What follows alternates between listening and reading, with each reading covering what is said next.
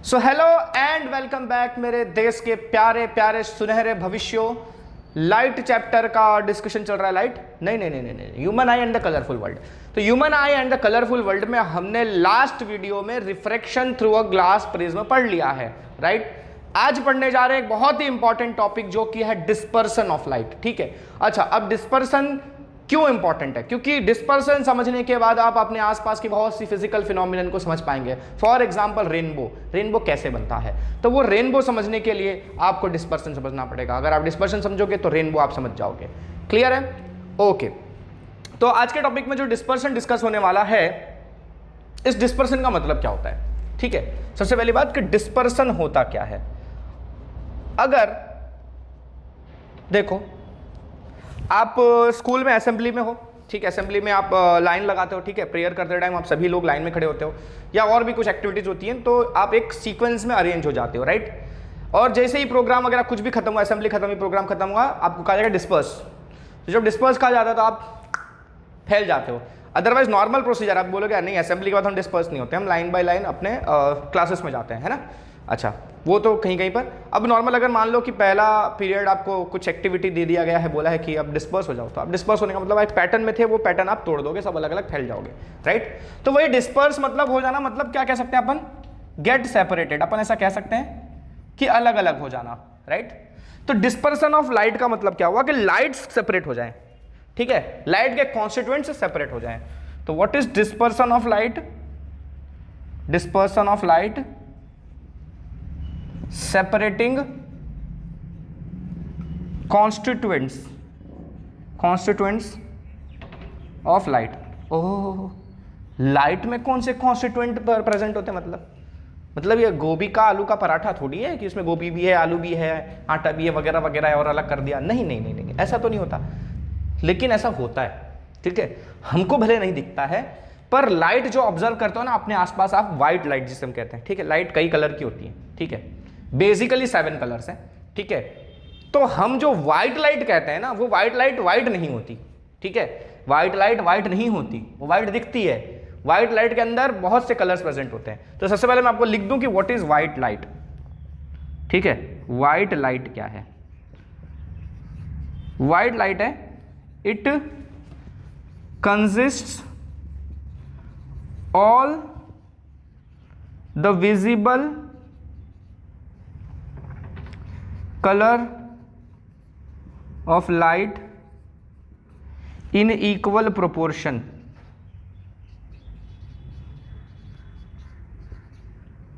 क्या कह सकते हो? इन इक्वल प्रोपोर्शन नहीं, हाँ, in equal proportion and intensity. अब मैं यहां पर वेवलेंथ, एक्चुअली देखो, ये साइंटिफिकली एकदम करेक्ट स्टेटमेंट नहीं है, ठीक है। साइंटिफिकली मैं लिखने जाऊं, अगर मैं एक नॉर्मली अप्रोच में लिखने जाऊं तो मेरे को यहां पर वेवलेंथ वगैरह यूज करना पड़ेगा, बट मैं अभी तो वेवलेंथ यूज नहीं कर रहा हूं, बिकॉज आप लोग लाइट की वेवलेंथ के बारे में इतना फेमिलियर नहीं हो। अभी आपने वेवलेंथ वगैरह पढ़ा हुआ है साउंड चैप्टर को लेकर लास्ट ईयर 9th में, बट अभी इतना ज़्यादा लाइट की वेवलेंथ के बारे में आपको आइडिया नहीं है, तो मैं वहाँ पर आपको ले जाकर कंफ्यूज नहीं करना चाहता। तो फिलहाल सिंपली समझने के लिए, ठीक है, गलत नहीं कह सकते इसको, समझने के लिए परफेक्ट है, आप समझ सकते हो बड़ी आसानी से। जो मैसेज ये देना चाहता है वही मैसेज होता है एक्चुअली में, ठीक है। तो वहाँ वेवलेंथ नहीं जाकर सिंपली समझे तो it consist of all the visible colour of light, all the visible colours of light in equal proportion and intensity. मतलब व्हाइट लाइट का मतलब क्या पता है? आप जितने कलर की लाइट्स को देख सकते हो, ठीक है, आप जितने कलर की लाइट को देख सकते हो, वो सारी लाइट एक साथ कंबाइंड हो, ठीक है, इक्वल प्रोपोर्शन में और इक्वल इंटेंसिटी से, तो उस लाइट को हम कहते हैं व्हाइट लाइट, ठीक है। तो व्हाइट लाइट, मैंने कहा ना व्हाइट नहीं, उसके अंदर कई कलर्स प्रेजेंट हैं।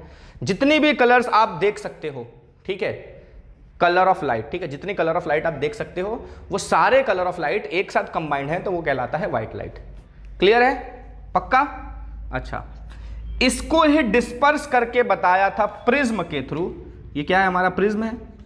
प्रिज्म के थ्रू डिस्पर्स करके बताया था किसने बताया था? By Isaac Newton. तो ये आदमी सिर्फ ग्रेविटेशन के बारे में ही नॉलेज नहीं रखता था, ये आदमी बहुत ही जीनियस था, ठीक है। सर आइजैक न्यूटन ने बहुत कुछ किया है, उन्होंने मैथ्स में भी कई थियरीज दी हुई हैं, पूरी मैथ्स का एक ब्रांच बना दिया यार, थियरी क्या ब्रांच बना दिया पूरा मैथ्स का एक।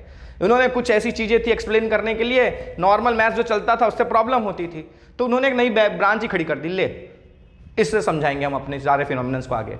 और वो बहुत ही इफेक्टिव है आज भी, ठीक है, आज भी बहुत सारे साइंटिफिक रिसर्चेस में वही मैथ्स की चीज यूज होती है जो इन्होंने बनाई थी। अच्छा, तो मैथ्स में तो किया ही था इन्होंने, ग्रेविटी के बारे में आपने पढ़ चुका है इनके बारे में, और साथ साथ आज पढ़ो कि इन्होंने लाइट की फील्ड में भी बहुत कुछ किया है, ठीक है, मतलब चैन नहीं था इंसान को, है ना।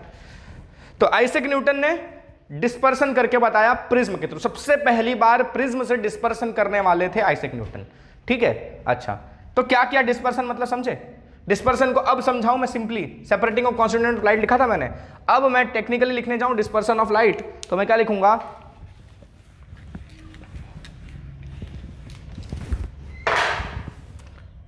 डिस्पर्सन ऑफ लाइट का मतलब यह हुआ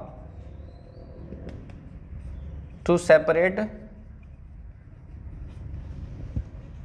ऑल द constituent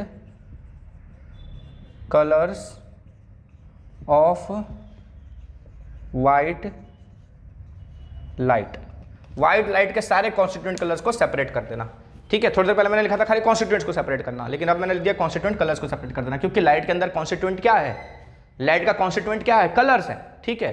कितने कलर्स, बेसिकली 7 कलर्स, ठीक है, बेसिकली अभी हम सिर्फ 7 कलर्स की बात करेंगे। अगर आप देखोगे तो कई कलर्स मिल जाएंगे आपको, ठीक है, सब आपस में मिक्सअप होकर अलग अलग कलर्स भी बनाते हैं ना, लेकिन हमको अभी फिलहाल 7 कलर्स के हिसाब से समझना है, ठीक है। Basically there are 7 colours of light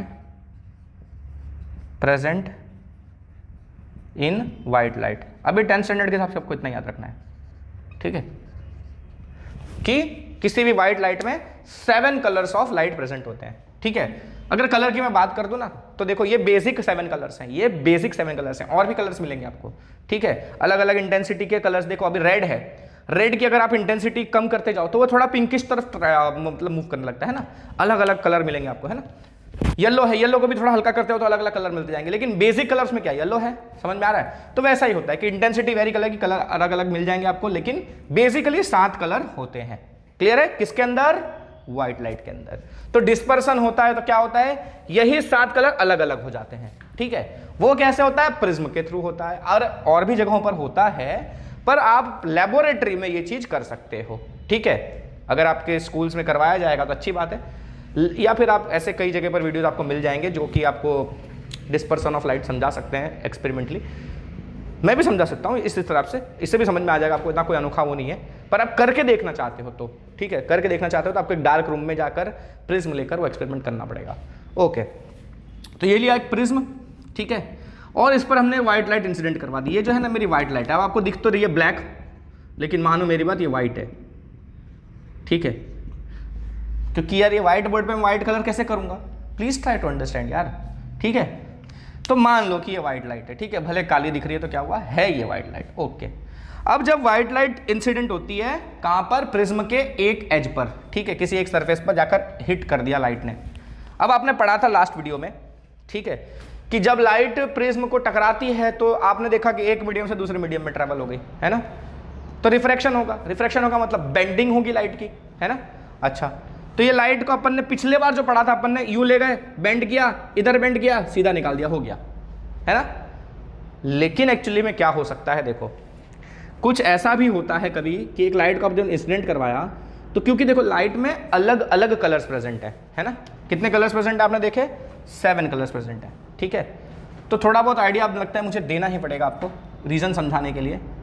7 colours मतलब 7 वेवलेंथ्स, ठीक है।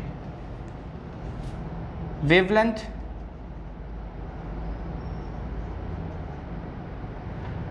अच्छा, डिफरेंट वेवलेंथ मीन्स डिफरेंट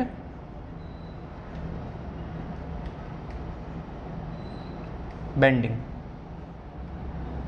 फिलहाल इतना समझ लो। मैं अभी भी वेवलेंथ को नहीं लेके जाऊंगा, आपको वेवलेंथ में नहीं ले जाने वाला हूं, खाली इतना सिंपली एक इंट्रोडक्शन दे देता हूं। 7 कलर होने का मतलब क्या हो पता है? अलग अलग कलर का अपना अपना वेवलेंथ होता है, ठीक है, अलग अलग कलर का अपना अपना वेवलेंथ होता है। आपको इतना डिटेल में नहीं समझना, इतना समझ लो कि वेवलेंथ क्या होता है। वेव की लेंथ जो अपन ने 9th में पढ़ी थी ना साउंड में, वेवलेंथ 2 कंसेक्यूटिव क्रेस्ट या 2 कंसेक्यूटिव ट्रफ के बीच का डिस्टेंस, या फिर एक वेव का लेंथ, एक ऑसिलेशन होने के लिए जो टाइम मतलब जो डिस्टेंस ट्रैवल करे एक ऑसिलेशन के दौरान, वेव जितना डिस्टेंस ट्रैवल कर ले, दैट इज वेवलेंथ। ये भी पढ़ा था हमने। अच्छा, तो वही लाइट की भी, लाइट क्या था, वेव भी होता है, ठीक है। यहाँ पर हम लाइट को एज अ रे पढ़ रहे हैं, लाइट को हम एज अ रे पढ़ रहे हैं, ये तो रे निकाले ना हमने एक लाइन की तरफ दिखा रहे हैं। लाइट रे भी होता है, लाइट वेव भी होता है, ठीक है, लाइट पार्टिकल भी होता है, ठीक है। तो जब वेव की बात करें तो लाइट की अलग अलग, देखो व्हाइट लाइट में 7 अलग अलग कलर प्रेजेंट है, मतलब 7 अलग अलग वेवलेंथ्स की वेव्स प्रेजेंट है, ठीक है। ब्लू है, रेड है, येलो है, ये सब अलग अलग वेवलेंथ की लाइट्स हैं, तभी तो हमको उनका कलर अलग अलग दिखता है, ठीक है। अगर सेम वेवलेंथ होती ना तो सब एक ही जैसे दिखते, ठीक है।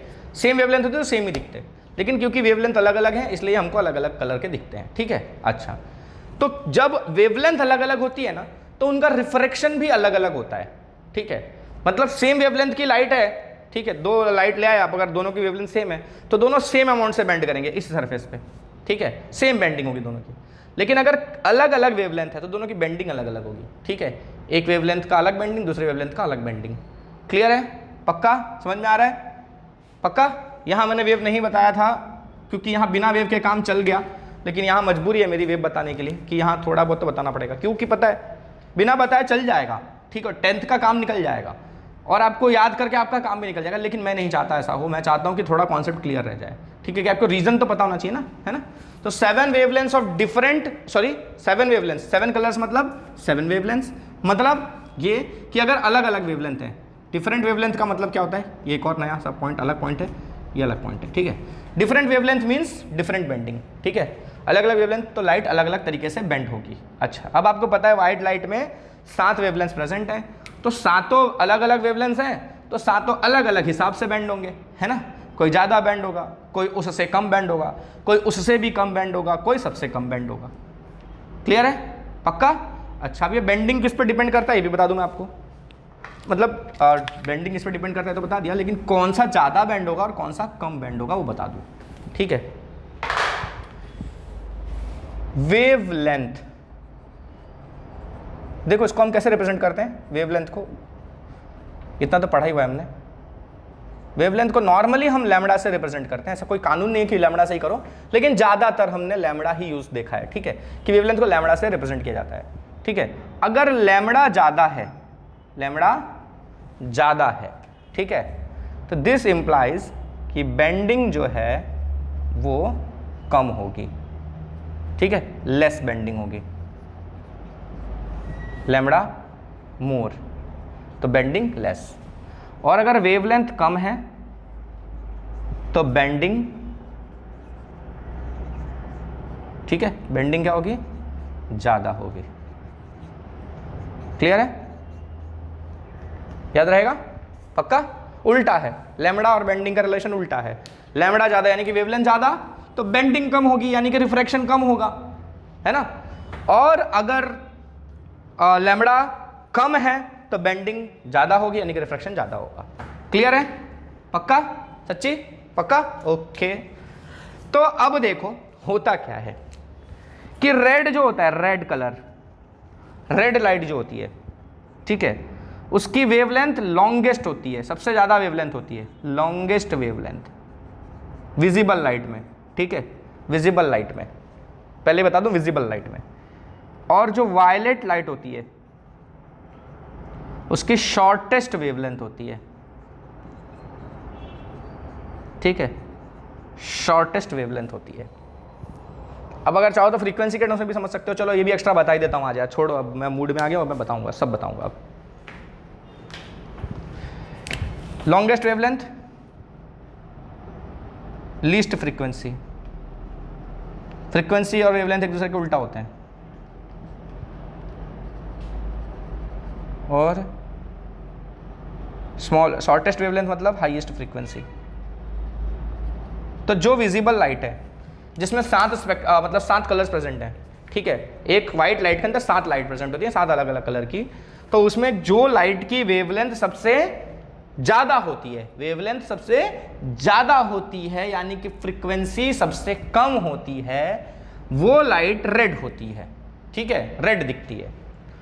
जो लाइट की शॉर्टेस्ट वेवलेंथ होती है, मतलब वेवलेंथ सबसे कम होती है, यानी कि फ्रीक्वेंसी सबसे ज़्यादा होती है, वो लाइट वायलेट वाली होती है। क्लियर है? पक्का याद रहेगा ये? ओके। तो मैंने देखो यहां पर डिस्पर्सन करके बताया आपको। ये मेरा व्हाइट लाइट गया, इधर हिट किया, 7 कलर अलग अलग बैंड होने वाले हैं। सबसे ज्यादा कौन बैंड होगा? सबसे ज्यादा वो बैंड होगा जिसकी वेवलेंथ सबसे कम होगी। तो सबसे कम वेवलेंथ मैंने किसकी बताई है? शॉर्टेस्ट वेवलेंथ मैंने किसकी बताई है? वायलेट की। तो वायलेट सबसे ज्यादा बैंड हुआ है, देख रहे हो? देख रहे हो? ये देखो, अभी ये ओरिजिनल पाथ इसका कैसे होता, ये ओरिजिनल पाथ था, ठीक है ना? तो देखो एक यहां पर बैंड करके दिखाया मैंने, अभी बीच में और भी 7 मतलब ये 2 कलर दिखाए मैंने, 5 कलर और आएंगे बीच में। लेकिन ना मेरी मजबूरी है, मेरे पास 3 ही कलर के मार्कर, एक तो ब्लैक वाला यूज हो रहा है, फिर और वाला कलर मेरे को मिल नहीं रहा है, ठीक है? समझ लो आप कितना बनाइए, 1 2 3 4 हुआ ना, 5 कितना हुआ, 1 2 3 4 5 6, एक और बना दो, ठीक है? ऐसे 7 अलग अलग बैंड्स दिखेंगे आपको, ठीक है? अच्छा, व्हाइट लाइट जो थी इसके अंदर जो वायलेट था वो सबसे ज़्यादा बैंड हुआ है, देख रहे हो? सबसे ज़्यादा बैंड हुआ है। ओरिजिनल पाथ ये रहा, ओरिजिनल पाथ से सबसे ज़्यादा दूर गया है ना ये, तो वायलेट वाला सबसे बैंड हुआ है। और सबसे कम कौन सा बैंड हुआ है? रेड वाला बैंड हुआ है ना? क्योंकि रेड की वेवलेंथ सबसे ज़्यादा होती है।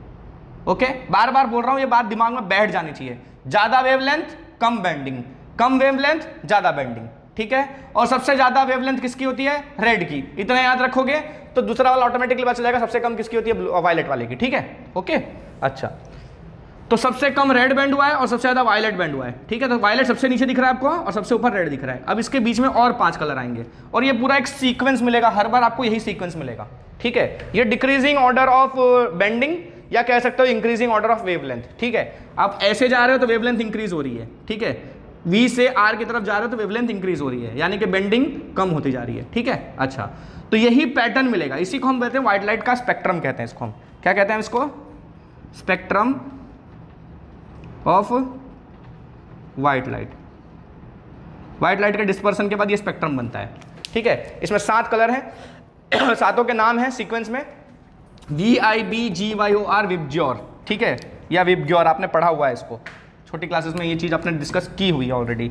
V is for violet, I is for indigo, ये वायलेट जैसा ही कलर होता है। B इज़ फॉर ब्लू, देख रहे हो? देखो ये वायलेट इसी से जैसा इंडिगो होता है, इसी के जैसा ब्लू होता है, थोड़ा कम मतलब उसका इंटेंसिटी थोड़ा कम होता जा रहा है ना। इससे हल्का सा जो होता है, वायलेट से थोड़ा हल्का कलर होता है, उसको इंडिगो बोलते हैं, और हल्का कलर होता है उसको ब्लू बोलते हैं ना। फिर आता है क्या? G से ग्रीन, ठीक है? फिर आता है क्या? Y से yellow,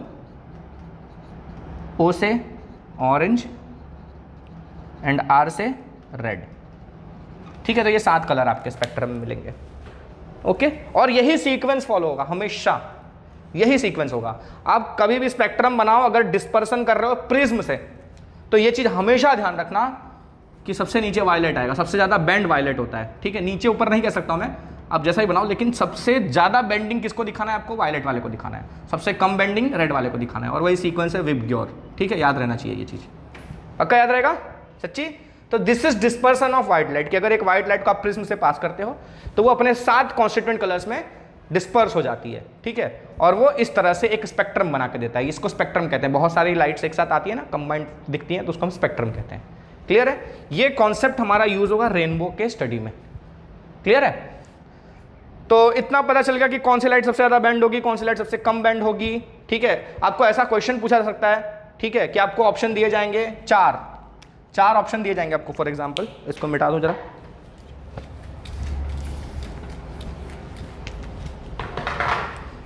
red, orange, blue, yellow, ठीक है?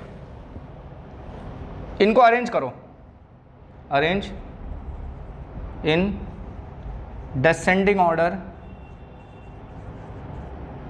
एज पर देयर बेंडिंग, उनकी बेंडिंग के हिसाब से उनको डिसेंडिंग ऑर्डर में अरेंज करो। मतलब सबसे पहले वो लिखो जो सबसे ज़्यादा बैंड होगा, है ना, और उसके बाद कम बैंड होगा, ऐसे अरेंज करो। तो बताओ इन चारों में सबसे ज़्यादा कौन सा बैंड होगा वो पहले लिखना है अपने को। सबसे ज़्यादा कौन सा बैंड होगा इनमें से, कौन सा दिख रहा है आपको विबजियोर के हिसाब से? सिंपल है, नहीं यार डायग्राम थोड़ी बनाएंगे हर बार, विबजियोर लिख लो एक बार ऐसे ही। तो ये सबसे ज़्यादा बैंड होता है ना। अच्छा अपने पास है कौन कौन सा वो देख लो। अपने पास है ब्लू वाला, अपने पास है ऑरेंज, अपने पास है येलो और अपने पास है रेड, है ना, यही है ना 4 कलर। ओके, तो अब इसमें सबसे ज़्यादा बैंडिंग किसका होगा? बी वाले का। फिर कौन सा आ रहा है? वाई। फिर कौन सा आ रहा है? ओ और आर। ठीक है, ऐसे।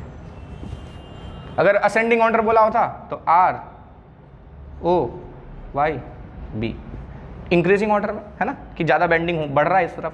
यहाँ पर क्या बेंडिंग कम हो रहा है, सबसे ज़्यादा बेंडिंग इसका, सबसे कम इसका बेंडिंग। जैसा अरेंज करने के लिए बोले आप वैसा कर सकते हो। आप यहाँ से वेवलेंथ के हिसाब से भी अरेंज कर सकते हो। ठीक है, पक्का आपको बोला जाएगा कि वेवलेंथ अरेंज करो तो भी कर सकते हो। ओके, तो ये डिस्पर्सन की बात हो गई हमारी, डिस्पर्सन ऑफ व्हाइट लाइट। अच्छा, अब अगर आपसे कोई ऐसा पूछे कि भाई लाइट का डिस्पर्सन क्यों हो जाता है प्रिज्म में, तो क्या बताओगे आप? Why dispersion occurs? तो भाई सिंपल है, because in white light there are 7 different wavelengths of light present, या 7 डिफरेंट कलर्स आर प्रेजेंट, है ना, ईच बेंड सेपरेटली। ठीक है, so when refraction occurs each of the colours get refracted by different amount. ठीक है, अलग अलग amount से रिफ्रैक्शन होता है उनका, and that is why they get separated. ठीक है, अलग अलग पाथ पर जाएंगे ना, अलग अलग बेंडिंग होगी तो अलग अलग पाथ फॉलो करेंगे, तो उस हिसाब से उनका सेपरेट हो जाते हैं एक दूसरे से। This is dispersion. ओके, अच्छा अब ये तो चीज सबसे पहले प्रिज्म से करके किसने बनाई? न्यूटन ने। तो न्यूटन यहीं पर नहीं माने। ठीक है, आज आप पढ़ रहे हो कि 7 कलर है, मैंने आपको पहले से बता दिया 7 कलर है, कि किसने फाइनली वो मतलब एक कंक्लूजन दिया था? आइजैक न्यूटन ने दिया था, और वो इसी तरह के एक्सपेरिमेंट्स उन्होंने दिया था। अच्छा, तो उन्होंने ये चीज करके खाली शांत नहीं बैठ गए कि अरे यार 7 कलर मिल गई, चलो बढ़िया है, 7 ही कलर होता है ना। उन्होंने ट्राई किया, देखा कि और भी कलर मिलते हैं क्या। तो एक प्रिज्म था, ठीक है, इसका बेंडिंग होके, ठीक है, आपको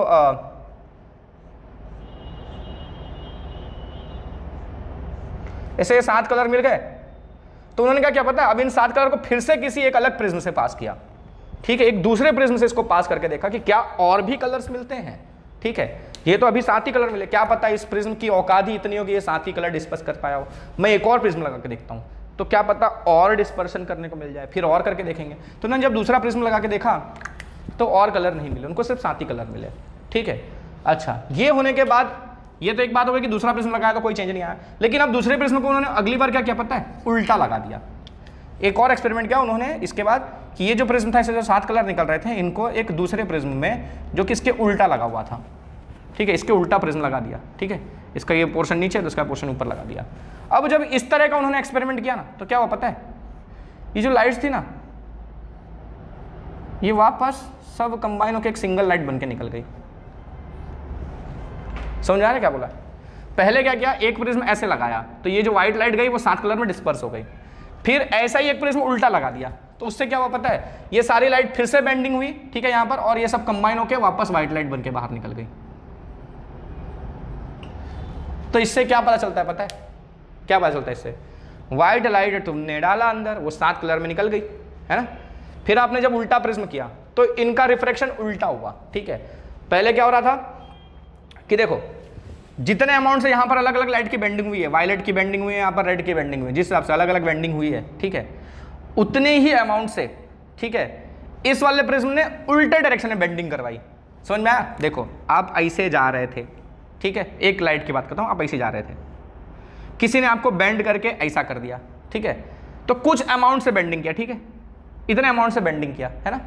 अब यहां पर वापस उतने ही अमाउंट से फिर से बेंडिंग कर देता, आप उसी डायरेक्शन में चले जाओगे, जाओगे कि नहीं उसी डायरेक्शन में? पक्का समझ में आ रहा है ना? आप सीधा जा रहे थे, आप 30 डिग्री राइट हो गए, 30 डिग्री राइट हो गए, आगे गए, फिर से आप 30 डिग्री लेफ्ट हो गए, तो आप वापस ओरिजिनल रास्ते पे आ गए कि नहीं आ गए? आ गए ना, तो वापस वही डायरेक्शन फॉलो हो जाएगा। तो वही चीज यहां पर भी कि पहले रेड लाइट जितना बेंड हुई थी, इस प्रिज्म ने उसको उतना ही दूसरे डायरेक्शन में बेंड कर दिया, ऑपोजिट डायरेक्शन बेंड कर दिया। वायलेट जितना बेंड हुई थी, दूसरे प्रिज्म ने वायलेट को वापस ऑपोजिट डायरेक्शन में फिर से बेंड कर दिया। तो ये सारी की सारी जितने बेंडिंग से सेपरेट हुई थी, ये वापस सब कंबाइन होके व्हाइट लाइट बन के निकल गई। इससे ये कंक्लूजन मिलता है कि जो हमको व्हाइट लाइट दिखती है वो पर्टिकुलरली 7 कलर्स की बनी हुई है, ठीक है, 7 कलर की ही बनी हुई है, ऐसा न्यूटन ने फाइनलाइज कर दिया। ठीक है, क्यों? क्या पता दूसरा एक्सपेरिमेंट किया करके क्या पता चला? क्यों डायरेक्टली ऐसे नहीं पता चलता था कि 7 कलर है? ये उल्टा वाला करने के बाद ही क्यों दिमाग में आया कि नहीं व्हाइट कलर में 7 कलर होते ही हैं? क्यों भाई? देखो ये व्हाइट लाइट का पहले तो आपको 7 कलर मिला, ठीक है, तो उनको ये लगा कि क्या पता, कोई जरूरी थोड़ी है कि ये व्हाइट लाइट की वजह से ही 7 कलर मिल रहा है, कि जरूरी थोड़ी कि वो व्हाइट के ही अंदर 7 कलर प्रेजेंट है, ऐसा कोई जरूरी नहीं है।